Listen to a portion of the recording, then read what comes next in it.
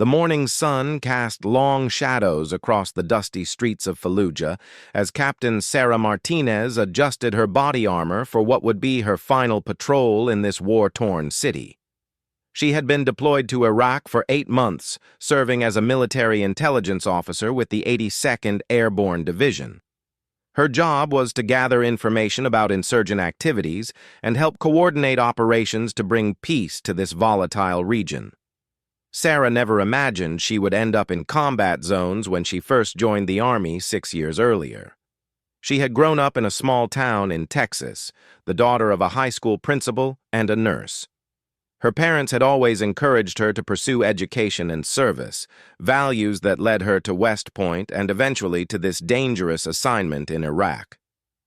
The intelligence reports that morning indicated increased insurgent activity in the Al-Anbar province. Sarah's unit was tasked with conducting a routine patrol through a neighborhood that had seen several attacks in recent weeks. The mission seemed straightforward: check on local families, gather information about suspicious activities, and maintain a visible presence to deter insurgent operations. As their convoy of armored vehicles moved through the narrow streets, Sarah reviewed her notes from previous patrols. She had built relationships with several local families who provided valuable intelligence about insurgent movements. These connections were crucial for understanding the complex dynamics of the neighborhood and identifying potential threats. The first stop was at the home of an elderly man named Abbas, who ran a small shop and had children and grandchildren living nearby. Abbas had been helpful in previous meetings, sharing information about strangers in the area and unusual activities. Sarah approached his door with her translator, a young Iraqi man named Omar who had worked with American forces for over a year. Abbas greeted them warmly and invited them inside for tea, a gesture of hospitality that had become routine during their visits. He shared information about recent developments in the neighborhood, including the arrival of several men who had been asking questions about American patrol routes and schedules.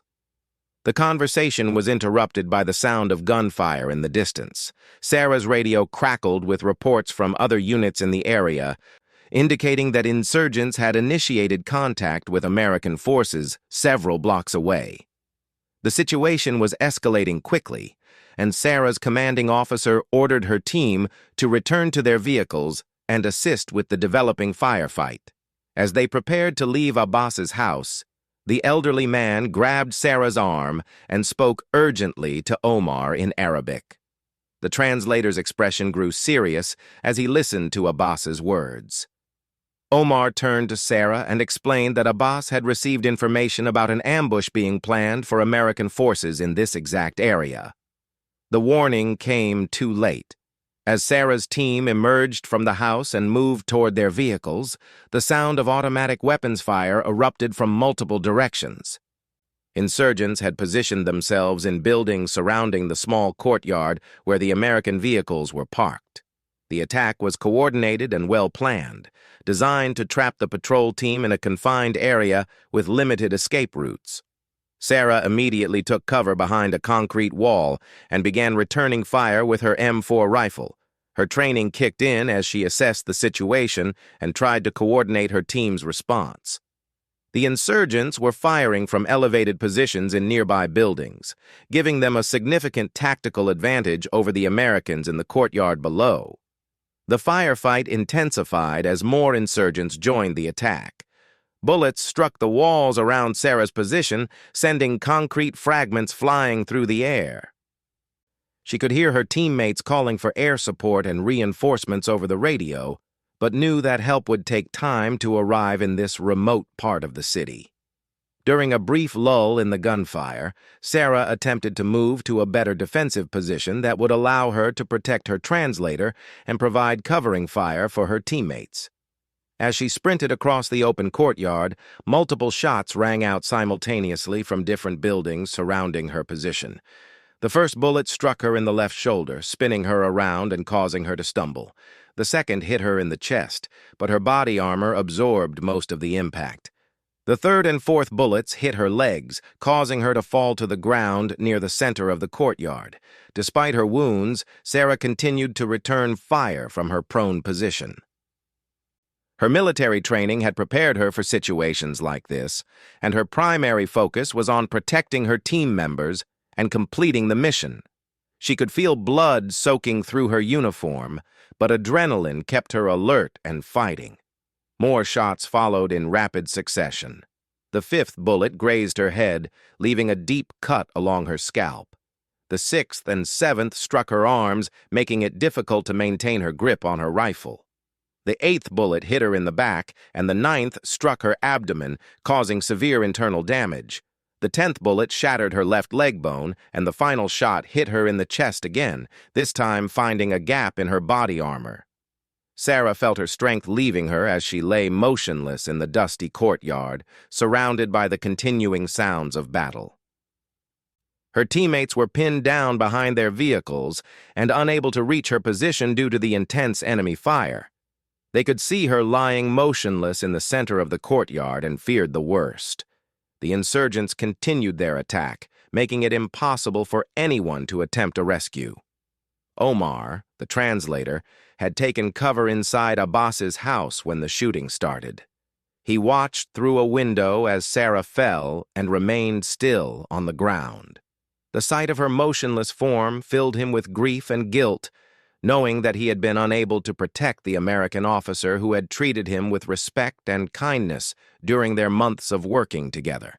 The firefight continued for another 30 minutes before reinforcements arrived and forced the insurgents to withdraw. American forces quickly secured the area and began treating the wounded. When medics finally reached Sarah's position, they found her unconscious and unresponsive, with multiple gunshot wounds and significant blood loss. The field medic checked for vital signs and found them extremely weak. Sarah's pulse was barely detectable, and her breathing was shallow and irregular. Based on the severity of her wounds and the amount of blood loss, the medic made the difficult assessment that she was unlikely to survive transport to the medical facility. Sarah's commanding officer, Lieutenant Colonel James Rodriguez, arrived at the scene as medics were evaluating her condition. Rodriguez had known Sarah for over 2 years and respected her dedication and skill as an intelligence officer. The sight of her motionless form in the courtyard was devastating for him and for the other members of their unit. The decision was made to transport Sarah to the forward operating base's medical facility, even though her chances of survival seemed minimal. The medics worked frantically to stabilize her condition during the helicopter ride, administering blood transfusions and emergency medications to keep her alive. At the medical facility, military doctors worked for hours attempting to repair the damage from her multiple gunshot wounds. The injuries were extensive and life-threatening, affecting multiple organ systems and causing massive internal bleeding. Despite their best efforts, Sarah remained unconscious and in critical condition. After 12 hours of surgery, the medical team made the devastating conclusion that Sarah's injuries were too severe for her to survive. Her brain activity had decreased significantly, and her body was failing to respond to treatment. The doctors informed Lieutenant Colonel Rodriguez that Sarah had only hours left to live. The news spread quickly through the forward operating base. Sarah had been popular among her fellow soldiers, known for her intelligence, humor, and dedication to her mission. Many of her colleagues came to pay their respects, sharing stories of her kindness and professionalism during their deployment. Omar, the translator, was particularly devastated by the news. He blamed himself for not warning the patrol team about the ambush sooner, even though he had received Abbas's information only moments before the attack began. The guilt weighed heavily on him as he thought about Sarah's family back in Texas, who would soon receive the terrible news of her death. Preparations began for transporting Sarah's body back to the United States. Her personal effects were collected and prepared for shipment to her family. Letters were written to her parents, explaining the circumstances of her death and honoring her service and sacrifice. The insurgent attack that claimed Sarah's life was part of a larger pattern of violence that had plagued Fallujah for months. Intelligence reports indicated that enemy forces had been planning coordinated attacks against American patrols, using detailed knowledge of their routes and schedules to set up deadly ambushes. Sarah's death was officially recorded in military records, and her name was added to the growing list of American service members who had made the ultimate sacrifice in Iraq. Her commanding officer began the process of recommending her for posthumous military honors, recognizing her bravery and dedication during her final patrol. The medical facility prepared Sarah's body for transport, following established military protocols for handling fallen soldiers. Her remains were placed in a flag-draped coffin and prepared for the long journey back to Dover Air Force Base in Delaware, where her family would finally be able to say goodbye.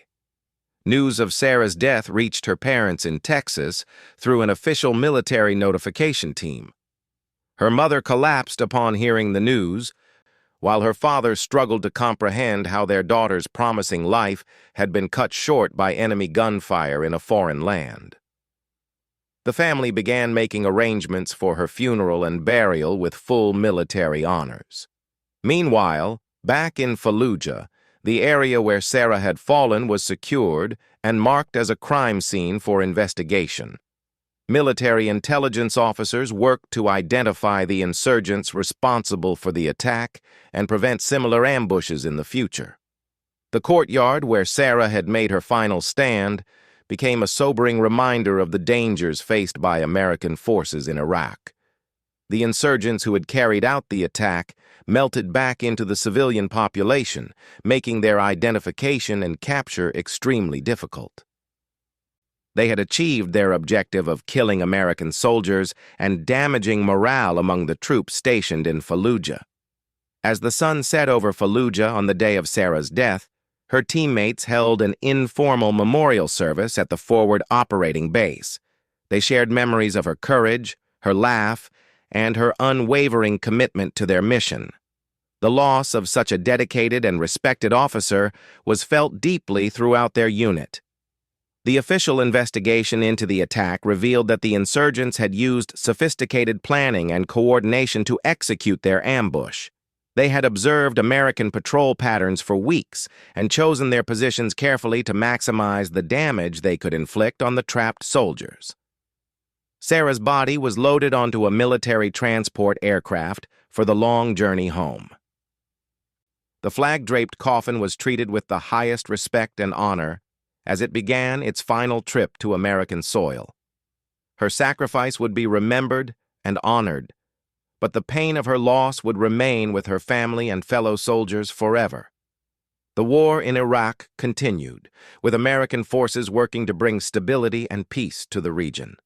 Sarah's death served as a stark reminder of the dangers faced by military personnel serving in combat zones and the price that freedom sometimes requires from those who volunteer to defend it.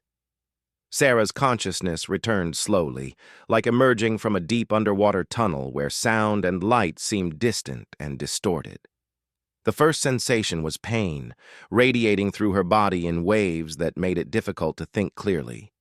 Her mouth felt dry as sandpaper, and every breath seemed to require enormous effort. She tried to open her eyes, but the bright overhead lights of what appeared to be a medical facility caused intense pain in her head. Through blurred vision, she could see medical equipment around her, but something was wrong. The sounds she expected to hear in a busy military hospital were absent. Instead, there was an eerie silence broken only by the hum of machinery. Sarah attempted to move her arms, but found them restrained. Panic began to set in as she realized she couldn't feel her legs at all.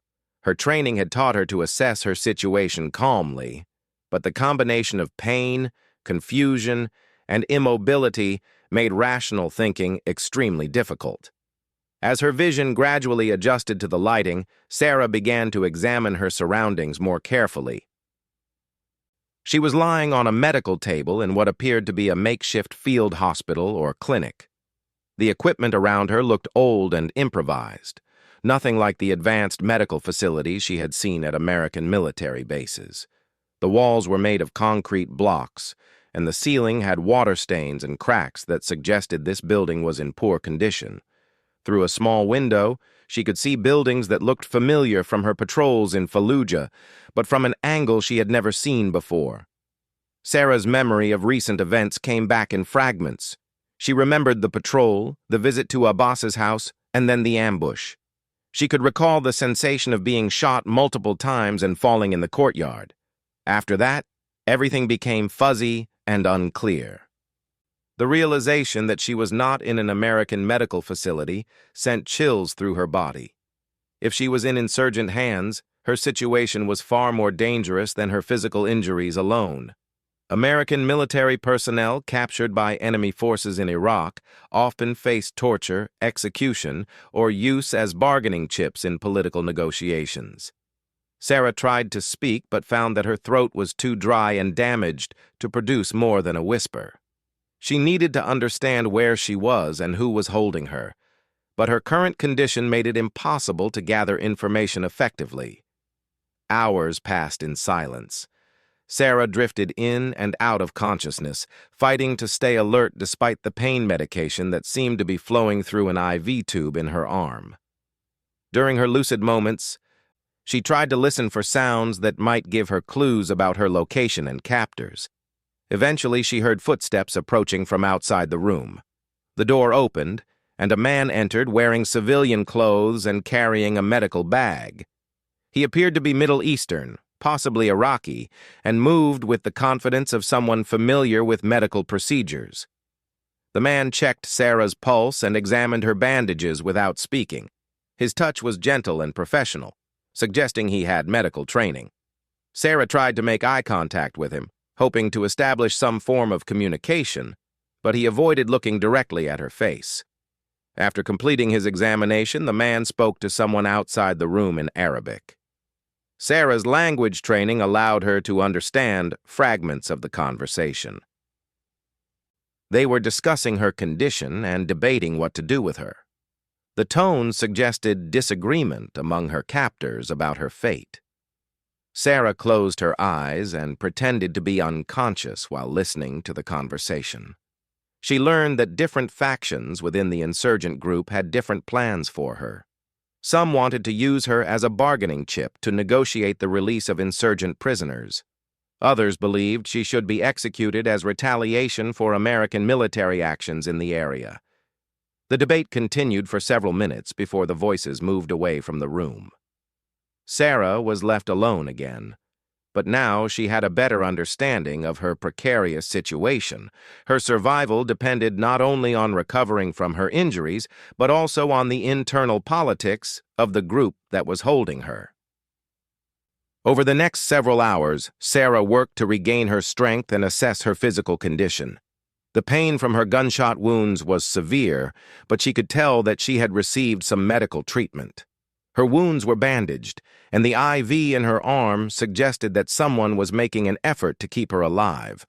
The fact that she was receiving medical care gave her hope that her captors had decided not to execute her immediately. However, she knew that her situation could change quickly, depending on developments in the broader conflict or pressure from other insurgent leaders. Sarah began to plan for different scenarios. If an opportunity for escape presented itself, she needed to be ready to act despite her injuries. If rescue was possible, she needed to find a way to signal her location to American forces. If neither option was available, she needed to prepare herself mentally for whatever her captors might do to her. The man with medical training returned several times throughout the day to check on her condition and change her bandages. Sarah noticed that he worked alone and seemed uncomfortable with the situation. She sensed that he was providing medical care reluctantly, possibly under orders from insurgent leaders. During one of his visits, Sarah managed to whisper a few words in Arabic, asking for water. The man looked surprised to hear her speak his language, but he brought her a cup of water and helped her drink. This small interaction gave Sarah hope that she might be able to establish a connection with him. As night fell, Sarah heard increased activity outside her room. Vehicles arrived and departed, and she could hear men talking in urgent voices. The sounds suggested that her captors were preparing for some kind of operation or responding to developments in the area. Through the small window, Sarah could see the lights of Fallujah in the distance. She tried to determine her exact location based on the view, but the unfamiliar angle made it difficult to orient herself. She estimated that she was being held in a building on the outskirts of the city, possibly in an area that American forces had not yet searched thoroughly. The second day of her captivity began with increased tension among her guards. Sarah could hear heated arguments in the hallway outside her room, and the tone of the conversations suggested that pressure was mounting on the group to make a decision about her fate. The man providing her medical care appeared more nervous during his morning visit. He checked her wounds quickly and left without making eye contact. Sarah sensed that the situation was becoming more unstable and that her time might be running out. Later that morning, Sarah heard the sound of helicopters in the distance. The aircraft seemed to be conducting search patterns, flying back and forth over the area. Her heart raced with hope that American forces might be looking for her, but she knew that the chances of them finding this specific building were slim. The helicopter sounds caused panic among her captors. Sarah could hear them moving equipment and discussing plans to relocate her to a different location. The prospect of being moved worried her because it would make rescue even more difficult and might put her in the hands of more radical insurgent factions. As the day progressed, Sarah noticed that her medical care became less frequent and more rushed. The man treating her wounds seemed distracted and fearful. She realized that the pressure from American search operations was creating instability within the insurgent group. The sounds of gunfire echoed in the distance throughout the afternoon, suggesting that American forces were engaged in combat operations nearby. Sarah knew that her fellow soldiers were risking their lives to find her, and this knowledge strengthened her determination to survive. During what would be her final night in captivity, Sarah heard her captors making preparations to abandon the building. They were loading vehicles and destroying documents that might provide intelligence to American forces. The activity suggested that they planned to move her before dawn. Sarah knew that being transferred to a new location would significantly reduce her chances of rescue. She needed to find a way to signal her position to American forces before her captors could move her. Despite her injuries and weakness, she began working to free herself from the restraints holding her to the medical table. The process was slow and painful, but Sarah managed to loosen the ties around her wrists. Her military training had included escape and evasion techniques, and she drew on this knowledge to work methodically despite her physical limitations. As the night wore on, the building became quieter as her captors completed their preparations for departure. Sarah could hear guards outside her door, but their attention seemed focused on the evacuation rather than watching her closely. Sarah managed to free one of her arms and began working on the restraints around her other wrist and ankles. The movement caused intense pain in her wounded shoulder, but she knew this might be her only opportunity to attempt an escape or signal for help. The sound of approaching helicopters grew louder as the night progressed. Sarah could tell that American search operations were intensifying in the area. The aircraft seemed to be moving in a systematic pattern, checking buildings and gathering intelligence about insurgent activities. Her captors were becoming increasingly agitated by the nearby military presence. Sarah could hear them arguing about whether to leave immediately or wait until the helicopters moved to another area. The disagreement created confusion and distraction that she hoped to exploit. Sarah succeeded in freeing her remaining restraints just as the sound of helicopters became very close to her building. Through the window, she could see searchlights sweeping across nearby structures. American forces were conducting a detailed search of the area, moving methodically from building to building. The opportunity she had been waiting for was finally presenting itself. Sarah knew that she was too weak and injured to escape the building on her own. but she might be able to signal her location to the searching American forces. Despite the severe pain in her wounds, Sarah managed to pull herself off the medical table and crawl toward the window. Every movement was agony, but the sound of American helicopters so close to her location gave her the strength to continue. As she reached the window, Sarah could see the lights of military aircraft conducting search operations just blocks away. She needed to find a way to attract their attention and signal that an American soldier was being held in this building. The sound of her captors preparing to move her was growing more urgent. Sarah realized that she had only minutes before they would discover her attempt to escape and either kill her or move her to a location where rescue would be impossible. Drawing on the last of her strength, Sarah began her desperate attempt to signal the approaching rescue forces, knowing that her survival depended on making contact with American troops before her captors could stop her. Lieutenant Commander Mark Stevens adjusted his night vision goggles as his SEAL team moved silently through the narrow streets of Fallujah. They had been conducting search operations for the past 18 hours, following intelligence reports about possible American hostages in the area. The mission had taken on special urgency when they learned that Captain Sarah Martinez, who had been declared dead 2 days earlier, might actually be alive and in enemy hands. The intelligence had come from Omar, the Iraqi translator who had worked with Sarah's unit. After 2 days of guilt and anguish over her apparent death, Omar had approached American forces with crucial information. He had heard rumors from local contacts that insurgents were holding an American female soldier in a building on the outskirts of the city. Stevens and his team were skeptical of the report initially. Sarah's body had supposedly been recovered and was already being prepared for transport back to the United States. However, the translator's desperate insistence and detailed knowledge of Sarah's appearance convinced military intelligence that the report warranted investigation. The SEAL team had been searching systematically through the suspected area for hours.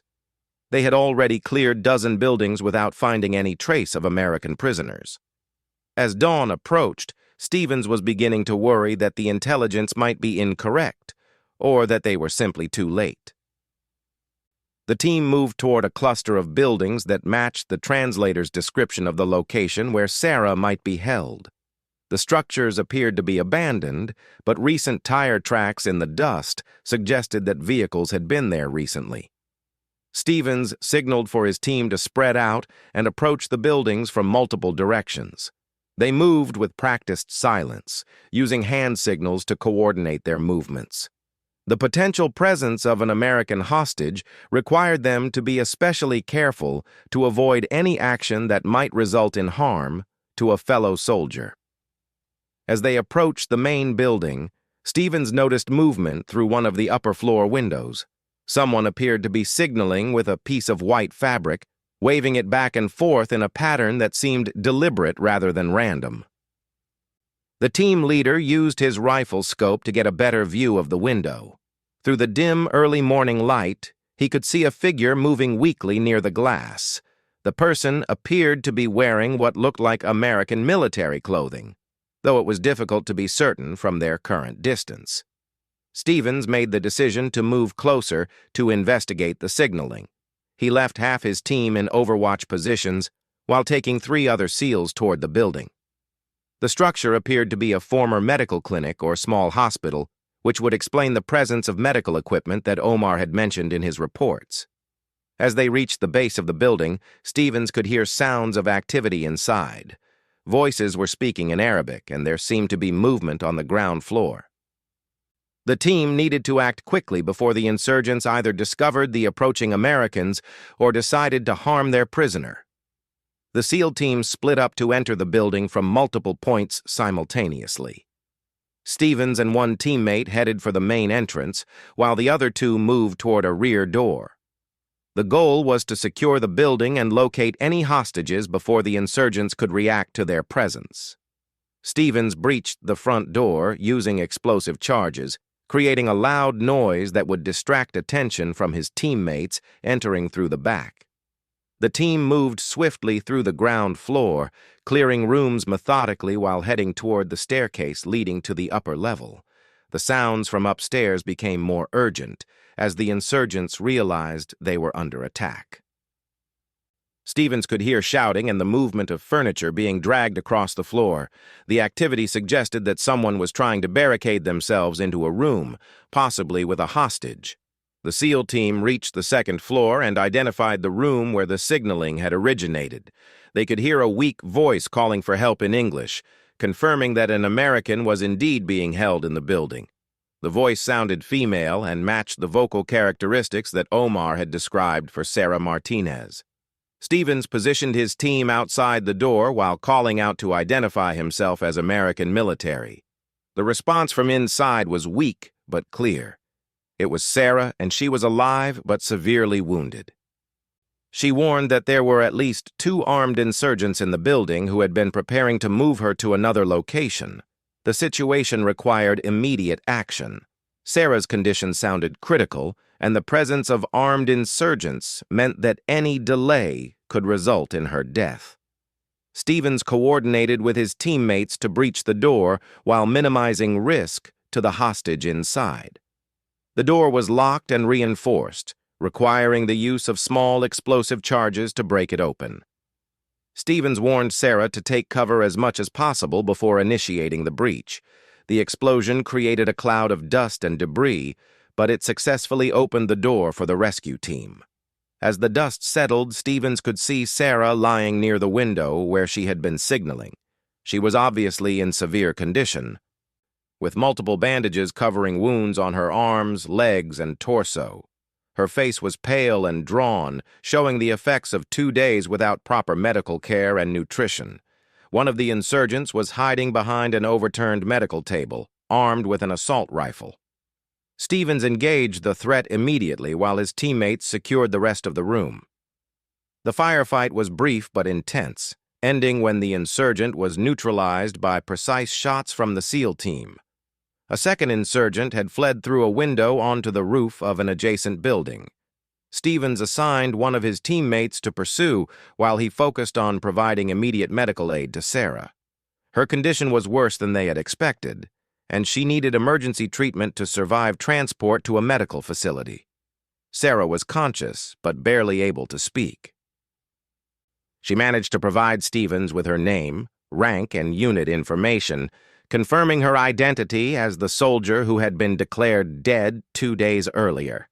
The discovery that she was alive was both miraculous and deeply concerning, given her obvious medical needs. Stevens applied emergency first aid while calling for immediate medical evacuation. Sarah's wounds had reopened during her escape attempt, and she was losing blood at a dangerous rate. The SEAL medic worked frantically to stabilize her condition while preparing for the helicopter extraction.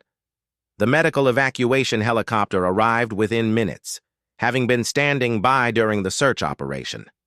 The flight crew immediately took over Sarah's medical care, starting IV fluids and administering medication to stabilize her vital signs during transport to the main military hospital. During the helicopter ride, Sarah drifted in and out of consciousness. When she was alert, she provided brief information about her captivity and the insurgent group that had been holding her. The intelligence would be valuable for future operations against the same network. At the military hospital, the medical team was shocked to see Sarah arrive alive. Her death had already been reported through official channels, and preparations had been made to return her body to the United States. The discovery that she had survived created confusion and required immediate communication with higher headquarters. The doctors who examined Sarah were amazed by her survival. The 11 gunshot wounds she had sustained should have been fatal, and her survival for 2 days without proper medical care was extraordinary. Her physical condition was still critical, but the fact that she was conscious and communicating gave the medical team hope for her recovery. Sarah underwent immediate surgery to repair damage from her multiple gunshot wounds. The operations took over 8 hours as surgeons worked to address injuries to her internal organs, bones, and blood vessels. The skill of the medical team and Sarah's own physical strength and determination contributed to the successful procedures. News of Sarah's rescue spread quickly through the military command structure. Her family in Texas, who had been grieving her reported death, received the incredible news that she was alive and receiving medical treatment. The emotional impact of learning that their daughter had survived was overwhelming for her parents. Lieutenant Colonel Rodriguez, Sarah's commanding officer, was among the first to visit her in the hospital recovery room. He had been deeply affected by her apparent death and had spent the past 2 days writing letters of condolence to her family and preparing recommendations for posthumous honors. The reunion between Rodriguez and Sarah was emotional for both of them. Despite her weakened condition, Sarah was able to provide a detailed account of her capture, captivity, and eventual rescue. Her information proved valuable for military intelligence and helped identify the insurgent network responsible for the ambush. Omar, the translator who had provided the crucial intelligence leading to Sarah's rescue, was brought to the hospital to meet with her. The young Iraqi man had blamed himself for her apparent death and had risked his own life by approaching American forces with information about her possible survival. Sarah thanked Omar for his courage in providing the information that saved her life. She learned that he had spent 2 days gathering intelligence from his network of local contacts, refusing to accept that she was dead despite official reports. His persistence and dedication had been essential to her rescue. The investigation into how Sarah had been declared dead when she was actually alive revealed several factors that had contributed to the confusion. The intense firefight during her capture had made accurate casualty assessment difficult. The severe nature of her wounds and her unconscious condition had led medics to conclude that she had died from her injuries. Additionally, the insurgents had deliberately left false evidence at the scene to suggest that Sarah's body had been removed by enemy forces. This deception had contributed to the belief that she was dead rather than captured. The insurgent group had planned to use her as a bargaining chip, but had been forced to change their plans due to increased American search operations. Sarah's recovery took several months and required multiple surgeries to repair the damage from her gunshot wounds. She faced a long period of physical therapy to regain the use of her injured limbs and rebuild her strength. The psychological impact of her trauma also required professional counseling and support. Throughout her recovery, Sarah was supported by visits from her family, fellow soldiers, and military leadership. Her story of survival against impossible odds became an inspiration to other service members and a testament to the importance of never giving up hope in desperate situations. The SEAL team that rescued Sarah was recognized for their successful mission. Lieutenant Commander Stevens and his teammates received commendations for their skill and courage in conducting the dangerous rescue operation. The mission demonstrated the effectiveness of special operations forces in complex hostage situations. Sarah eventually returned to active duty, though in a different capacity that did not require deployment to combat zones. Her experience in captivity and her knowledge of insurgent tactics made her valuable as an intelligence analyst and trainer for other soldiers deploying to Iraq and Afghanistan. The building where Sarah had been held was thoroughly searched for intelligence about the insurgent network. Documents and equipment found at the site led to the identification and capture of several key leaders in the group responsible for the ambush and her captivity. Omar continued to work with American forces as a translator and intelligence source. His role in Sarah's rescue earned him the respect and gratitude of military personnel, and he eventually emigrated to the United States, where he continued to assist with counterterrorism operations. Sarah's story became part of military training programs used to teach soldiers about survival, evasion, resistance, and escape techniques. Her experience demonstrated the importance of maintaining hope and looking for opportunities even in the most desperate circumstances. The lessons learned from Sarah's capture and rescue led to improvements in search and rescue procedures for missing American personnel. New protocols were established to ensure more thorough verification of casualties and more intensive search operations for missing soldiers. Years later, Sarah continued to serve her country in various capacities, always carrying with her the memory of those 2 days when she fought for survival against overwhelming odds. Her story remained a powerful reminder of the courage and resilience of American military personnel serving in dangerous locations around the world. The friendship between Sarah and Omar endured long after the war in Iraq ended. Their shared experience during those critical days in Fallujah created a bond that transcended cultural and national differences, representing the possibility for understanding and cooperation even in times of conflict.